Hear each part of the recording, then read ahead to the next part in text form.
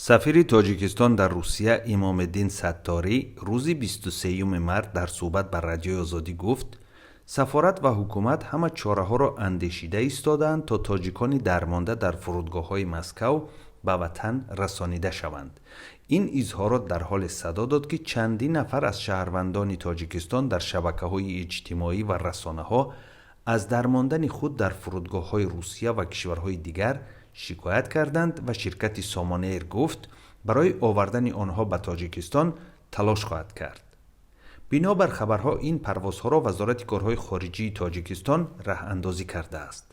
امام‌الدین ستاری گفت بر علاوه پرواز سامانیر در روز 24 مارس برای برگردانیدن گروه از شهروندان تاجیکستان از فرودگاه ژوکووسکی مسکو پرواز دیگر روز 25 مارس به فرودگاه ونوکووا صورت میگیرد و گفته وی سفارت تلاش میکند شهروندان درمانده تاجیک را از فرودگاه شرمتیو به دیگر فرودگاه ها کوچاند و از آنجا به تاجیکستان فرستد.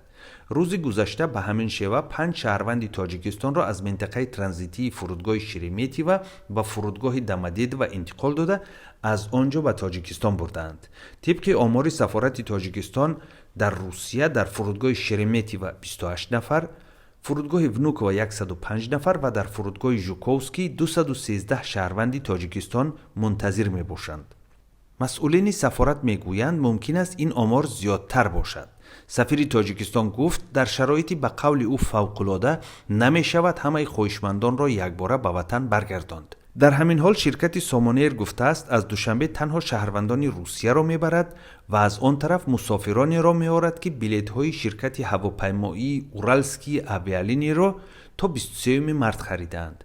پرواز از دوشنبه ساعت 8:30 و از مسکو ساعت 12:30 به وقت محلی صورت می گرفته است.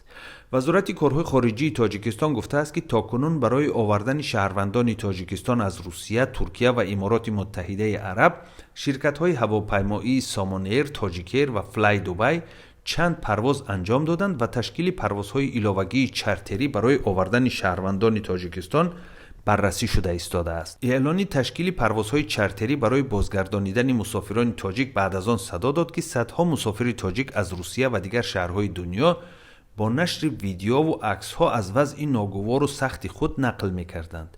ویدیوهای نشر شد که نشان می‌دهد مردم در فرودگاه‌ها هر طرف پهن و پریشان خوابیدند و با کارمندان فرودگاه‌ها دعوا دارند. حالا شمار زیادی مسافران تاجیک به خصوص مهاجران کاری در روسیه در فرودگاه‌های این کشور انتظار بازگشت به تاجیکستان هستند. تصمیم در مورد حل مشکل شهروندان درمانده در خارج در حالی است که با گذشت 3 روز از منع پرواز هواپیماها هنوز شکایت و نگرانی‌های شهروندان درمانده در فرودگاه‌ها زیاد صدا می‌دهد. مقامات اگنتی اویاسیون گراجدانی تاجیکستان میگوید افراد درمانده در فرودگاه‌ها را به وطن برمیگردانند و از این مسئله نباید تشویش و نگرانی کرد. این نهاد را سخت تنقید کردند که یکباره و ناگهانی پروازهای بین المللی به دوشنبه را منع کرد و صدها نفر را سرسان و سرگردان نمود. اما عزیز نبیزاده معاون رئیس این اگنتی روز 23 مارس در یک صحبت کوتاه به رادیوی آزادی گفت تصمیم قطع پروازها را از قبل با شرکت‌های هواپیمایی در میان گذاشته بودند و برخی رسانه‌های دولتی نیز از این تصمیم خبر داشتند.